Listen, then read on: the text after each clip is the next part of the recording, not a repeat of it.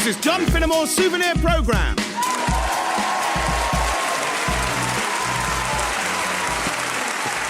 I say, Thompson. Oh, Walker, how do you do? How do you do? Thompson, old man, I wanted a quiet word with you. Well, of course, nothing the matter. No. And look here, you must forgive me for sticking my nose into your business, but the fact is, some of the fellows were saying you were thinking of hiring young Ferguson for your firm. Well, yes, I am. Should I not? Oh, no, I wouldn't say that, and doubtless you know all about it anyway. But I just thought it was my duty to give you a word to the wise. Ferguson is a capital fellow, but, shall we say, he gets very little change at the haberdashers. I'm sorry, how do you mean? Well, I'm just saying, in his farmyard, all the geese are swans. He has a farm?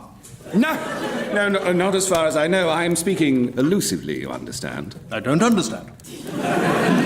Well, I'm simply saying his penny whistle is not worth fourpence. Well, no, naturally not. No, but it's not worth fourpence.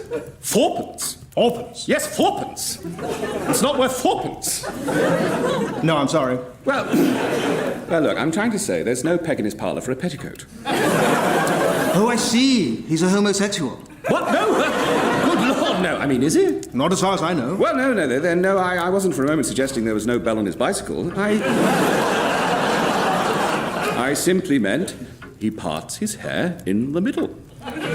Oh, a bisexual. What? I don't even know what that is.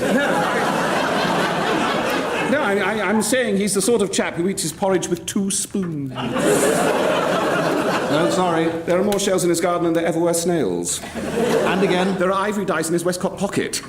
He's a gambler. No, not literal dice, for heaven's sake. If you must make me come out and say it, he's the sort of chap who, if your chimney was on fire, would lend you an umbrella. So stupid? No! Unhelpful? No!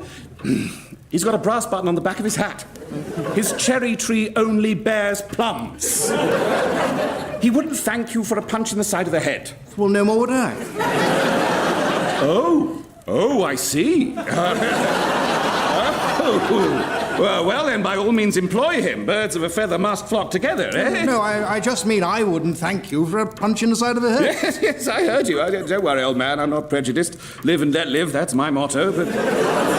And then, of course, I would say that, after all, just between ourselves, I myself keep a toasting fork in the billiard parlour. Get out of my sight, you filthy hound!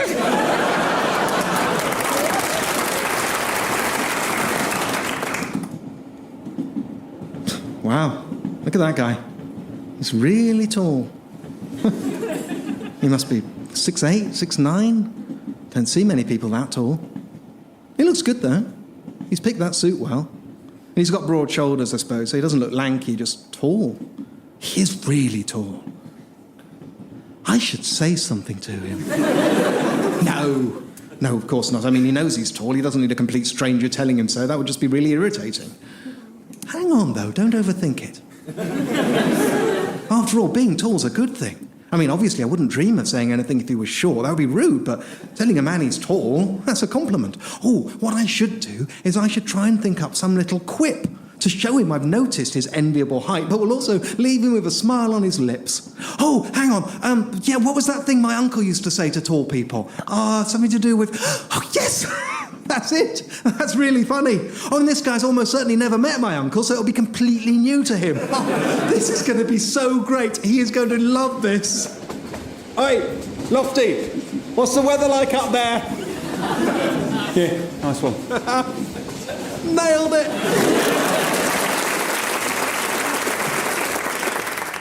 Oh, Jen, don't look, but look. What?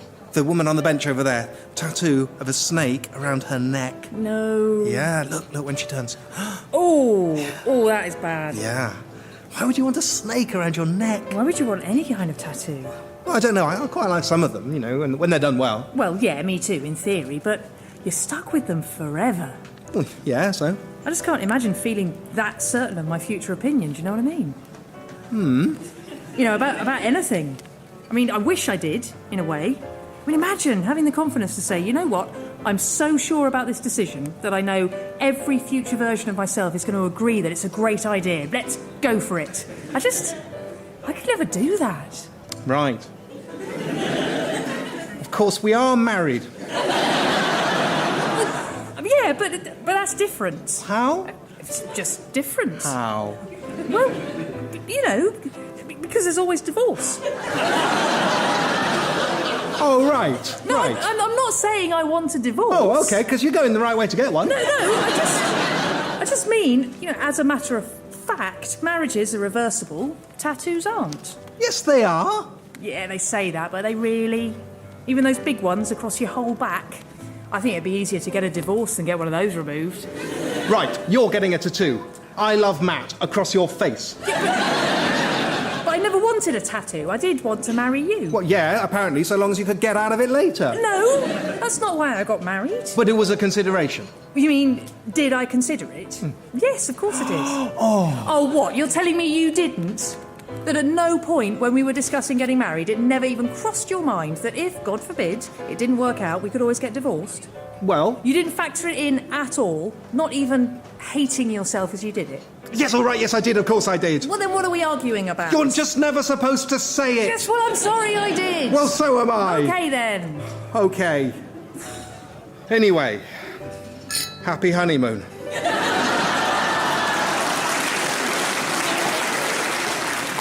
Hello.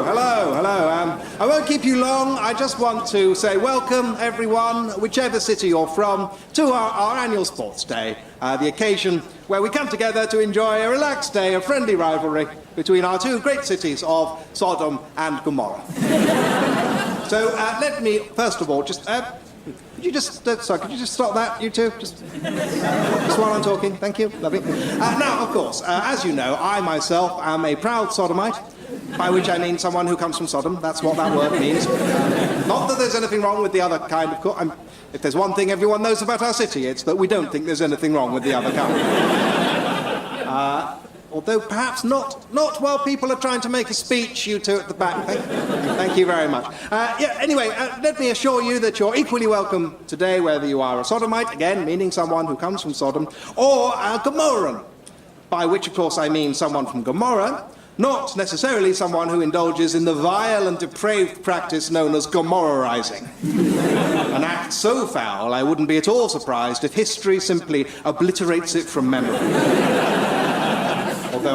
Although I can see you three, four, the whole of the back row just starting to do it now. Could you just wait until after the speech? That would be super. I just thought I'd run through the events today very quickly. First up, there's the 100-metre sinning, quarter-mile sinning, and the freestyle sinning. Always a popular event. Then there's a 3-hour orgy, the 8-hour orgy. We're not starting a new unlimited time orgy this year because, obviously, last year's is still going on. Then a brand new event for this year. Who can make God saddest using only their own body? I know some of you have some very creative ideas for this one, and I'm really looking forward to seeing them. And then we'll end, of course, with the traditional Sodom versus Gomorrah tug-of-war, which, if it's anything like last year's, well, I'm sure remain etched on our retinas forever. Well, that's all from me. Oh, except just to quickly welcome a distinguished visitor to our twin cities, Mr. Abraham, who I certainly hope will join in with all the fun. No, he's shaking his head. Well, at any rate, apparently he's here to provide some sort of report on us to someone. So let's really pull out the stops and show him what we can do.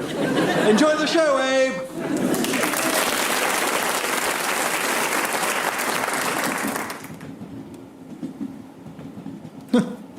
That guy looks just like Tony Robinson. No, wait.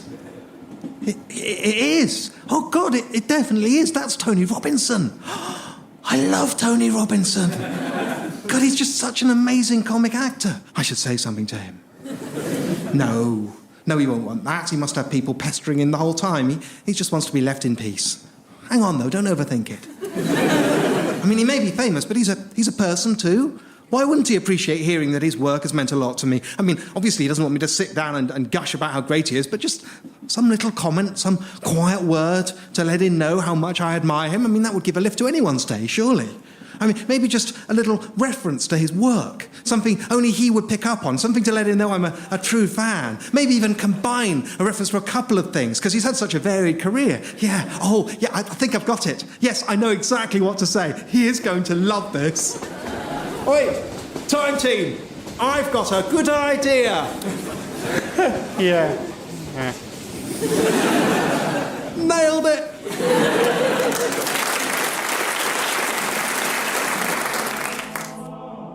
So, brothers, the votes are tallied, and once again, I must tell you we have failed to agree on a new pope. Once again, votes were equally divided between those in favour of Cardinal Mancini and those in favour of Cardinal de Souza, and once again, there was a single abstention. We will therefore once again embark on a period of prayer and discussion. Cardinal Alonso, would you care to begin? Well, I keep coming back to... But perhaps, if I might suggest, on a different tack from your usual one. Well, yes, but I really do keep coming back, you know, to, Jamelia. Brother, I believe the conclave has already spent enough time discussing the claims to the papacy of Jamelia. Oh, yes, but have we? Who's he say? The same one he always says, brother. That British singer. If I can just pick you up there, Jamelia is actually a lot more than just a singer. She's also a presenter, a very promising actress, and she's launched her own fragrance and range of hair care products. Yeah, all of which I think shows exactly the sort of dynamism and energy which I, for one, believe would make her an excellent pope.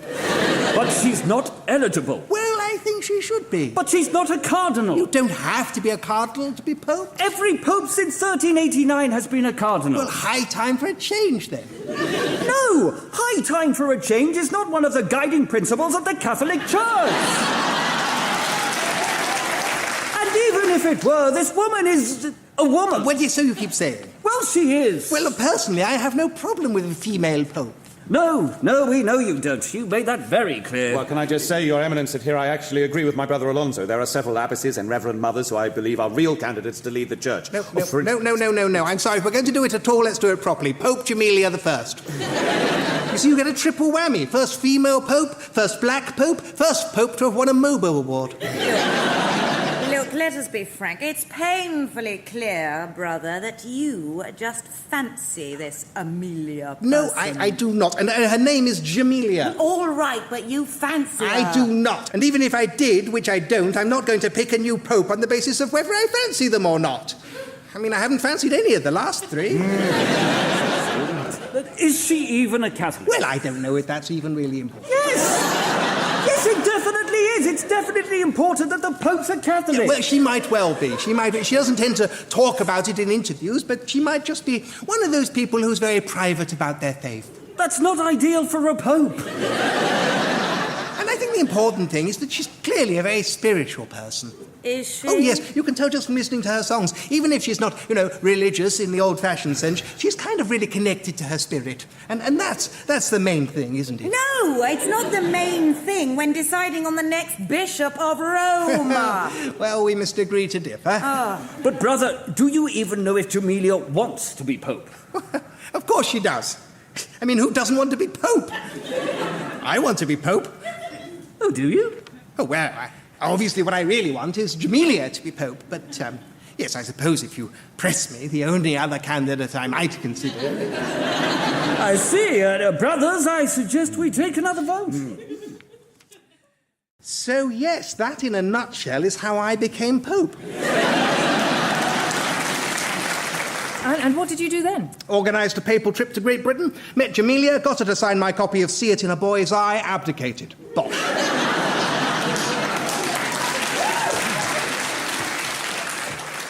Well done, John.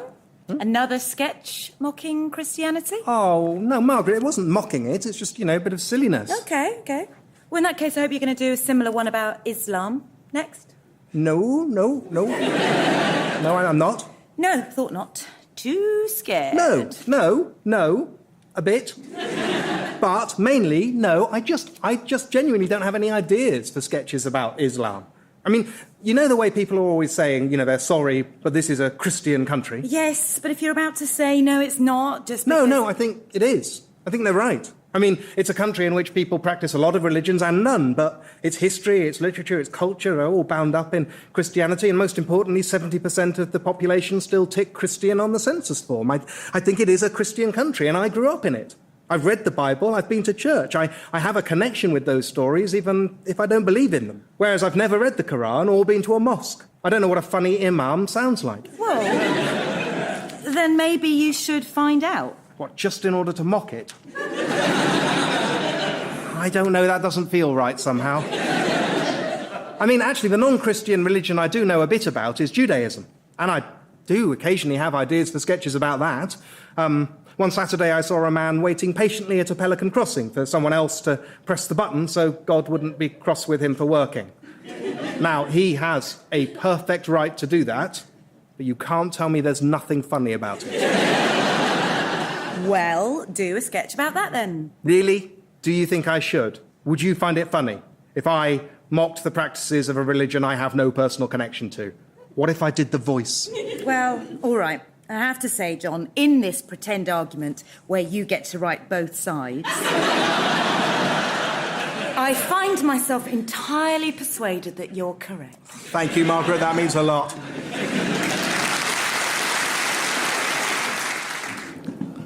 Oh, my God.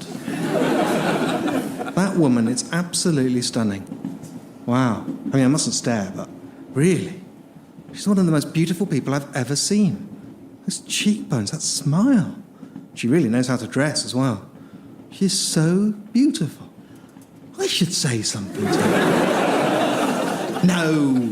No, she doesn't want some random stranger commenting on her appearance. It's none of my business. And whatever I'd say is going to make it clear I've been staring at her. It can't help but be creepy. Hang on, though. Don't overthink it. I mean, I'm sure I can make it clear that I'm not trying to chat her up. It doesn't have to be creepy. I'm just giving her a compliment, one human being to another.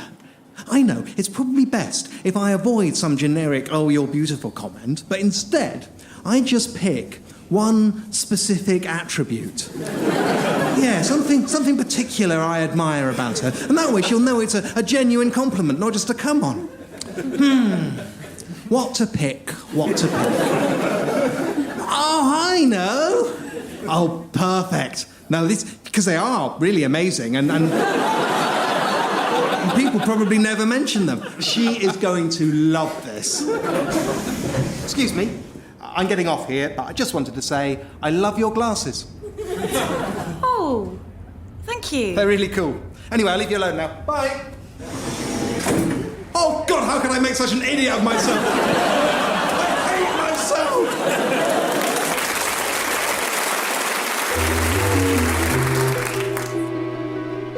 Well, since you ask me for a tale of a haunted house, I could perhaps relate to you the tale of my own house, which has one particularly startling and surprising quality, which I wager you would never guess, as long as you now forget about what you just asked. My tale begins when I was on a hunting trip in Scotland.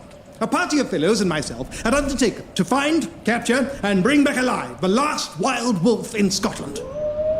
We were, however, hampered in our ambition by the fact that there was at the time a large and thriving population of wolves in Scotland. It was, therefore, our solemn task to kill all but one of them and bring that one back alive. However, when we arrived in Scotland, we discovered that it is there against the law either to shoot or poison wolves. This left us with very few options. We tried at first to strangle the wolves with our bare hands. During which period, it is fair to say that the wolves had the better of our exchanges. Those of us who survived decided it was time to change tack, and so we settled instead on encouraging the wolves to lead an unhealthy lifestyle. It was, therefore, after a long and hard day of throwing donuts to the wolves, that I returned to the little hunting lodge and donut bakery that I called home. There, I found 2 telegrams awaiting me from the family solicitor. The first read, Return London immediately. Your uncle, dangerously ill, may perish at any time. Make no delay. Aghast, I turned to the other one, sent an hour later. Actually, no rush. Don't hurry. Time no longer of the essence. I dashed off a reply. Do you mean to say Uncle has died? By the time I finished packing, his reply was with me. Well, hardly news to break by telegram. Let's say either that or he's made a full recovery. But you should aim to come back by Sunday anyway, either for his funeral or because he's celebrating his recovery by running a half marathon. Accordingly, I hastened home, only to be met at King's Cross by the solicitor himself. Ah, Finnemore. He said, I regret I must inform you that your uncle has, in fact, died. "No," cried I, "this is just so unexpected." I know, particularly after he made such a full recovery. I knew it was unwise for him to train for that half-marathon. There is, however, perhaps a silver lining for you, Finnemore, for you are his sole heir and have inherited everything, including his cellar full of vintage champagne and his stately home. I let out a sorrowful hurrah and leapt into my two-seater. I keep one parked on the platform of every train station in London in case of just such an eventuality. Before long, I had driven to the imposing hall which was now my own. I was met on the steps by the butler and the housekeeper, a Mr. and Mrs. Blissum. Welcome, sir, to Dead Uncle Hall. Cried Mr. Blissum. Yes, indeed, sir. You must be young Mr. Dead Uncle. No, said I. My name is Finnemore. My uncle, Sir Henry Dead Uncle, was the last of the dead uncles. I'm afraid the dead uncle name is now dead. As dead as my dead uncle, Dead Uncle. By the way, what exactly happened to the poor fellow? Did he collapse on the running track? Oh, no, sir. Sir Henry died very peacefully, sir, in his bed of poisoning. Of poisoning? That's right, sir. Just after he No, he didn't. No, Blissum, if you remember, he died of a heart attack or something in unsuspicious circumstances. Yes. You're quite right, how silly of me. Yes, that's right. He died of a heart attack just after he didn't discover anything at all. Well, that sounds like Uncle, all right, said I. He was always not discovering anything at all, although it never killed him before. Be that as it may, sir, welcome to your new home. Yes, very nice, I'm sure. But I must say what I'm really interested in is this cellar full of vintage champagne. Champagne, sir? Bless you, no, sir. There's no champagne in this mansion, sir. None at all. Really? Well, let's just have a look in the wine cellar and check. Oh, no, sir, we can't go to the wine cellar. Why ever not? Well, because it's haunted. A haunted wine cellar? Oh, yes, sir, Blissum's quite right. Very haunted, full of ghosts, but no champagne. Seemed a little odd to me, but they were both insistent, so I did not press the matter. However, a few days later, I was awoken from peaceful slumbers by strange noises from downstairs, the tinkling of glasses, muted cries of laughter, and yes, surely wasn't that the popping of champagne corks? I made my way through the darkened hall. It seemed to be coming from, of all places, the wine cellar. I sprang to the door and flung it open, and there I saw, in the flickering candlelight, mysterious figures laughing, playing cards and drinking champagne. "What's this?" cried I. At once the candles went out. Into the darkness I shouted, "Who's there? Show yourself! Who are you?" After a while, one lone voice quavered back, Just some ghosts, sir. At once I saw it all. All this time, Mr. and Mrs. Blissum had been absolutely right. The wine cellar was haunted. "Who are you, spirits?" said I. "Show yourself." After a while, there was the strike of a match, a candle lit, and a figure shuffled forward. Now, I had always assumed, when I'd seen pictures of ghosts in cartoons and things, that the reason they looked like a person with a dust sheet hurriedly thrown over them is a sort of stylistic shorthand. But I was now to discover that this is, in fact, exactly what ghosts look like. "Who are you, spirit?" said I. I'm the ghost of your uncle, sir. "Oh, then why are you calling me sir?" Let me finish. I am the ghost of your dead uncle, Sir Henry. Sir Henry. Sir Henry. Well, that clinched it. Who but my uncle himself could have known that his first three names were indeed all Henry? Thanks to an accident at his christening with a stuttering vicar. "And who are you?" I asked as another figure emerged behind him. Oh, I'm the ghost of your auntie. My uncle wasn't married. Well, no, but don't you have any other aunties? Auntie Maisie? Yes, why not? I'm the ghost of your Auntie Maisie. Auntie Maisie? Yes, I had no idea you were dead. All right, fine. I'm the ghost of Anne Boleyn, then. But you've still got your head on. Yes, I'm the ghost of her before she had it chopped off. You're the ghost of Anne Boleyn before she died? Yes, I am. Fair enough. And who are these others that I see behind you? Well, a census was taken, and it emerged that Dead Uncle Hall was playing host that night to the ghosts of Napoleon, William the Conqueror, Emily Bronte, Sherlock Holmes, and two different ghosts of Florence Nightingale. Well, spirits, said I. Do you have a message for me? Yes, avenge my death. No. No. Actually, really don't avenge my death, or investigate its circumstances, or really think about it at all. No, my message is, don't ever come into the wine cellar again. And also give your servants a pay rise. Cried one of the Florence's nightingale. I see, said I. Well, but what's that you're drinking, by the way? I was told there was no champagne in the house. It's ghost champagne, sir. Do you mean champagne for ghosts, or the ghost of some champagne? Either and or both, sir. Well, I'm sorry, but a Finnemore is master of his own home. I will not be forbidden entrance to anywhere, not even a haunted wine cellar. Very well. Said the ghost of Anne Boleyn before she died. But just consider this, sir. We ghosts had this exact same conversation with your uncle, sir, just a few days ago. One of you is my uncle. Oh, all right, well, the rest of us did. He took the same position as you, sir, and do you know, the very next morning he was found dead. Yes, of a heart attack. Probably a heart attack, yes. Unless, of course, there was something in his last meal of risotto of unusual mushrooms with pufferfish sorbet to follow that disagreed with him. Put it this way, sir. Either you can accept you have a haunted wine cellar and never set foot in it again, or live with the uneasy sense that every risotto you eat in this house will be a gamble with the Reaper. Ah, said I. But you forget, I have a third option. Yes, sir? I could just cook all my own meals. Yes, sir. I suppose technically you could. And that, ladies and gentlemen, is the story of how I came to accept that I have a haunted wine cellar. Into which I have never set foot from that day to this, although I have eaten several excellent risottos. Good night. John Finnemore's Souvenir programme was written and performed by John Finnemore, with Margaret Cabourn-Smith, Simon Kane, Lawry, Lewin and Carrie, Quinlan. The producer was Ed Morrish, and it was a BBC Radio comedy production.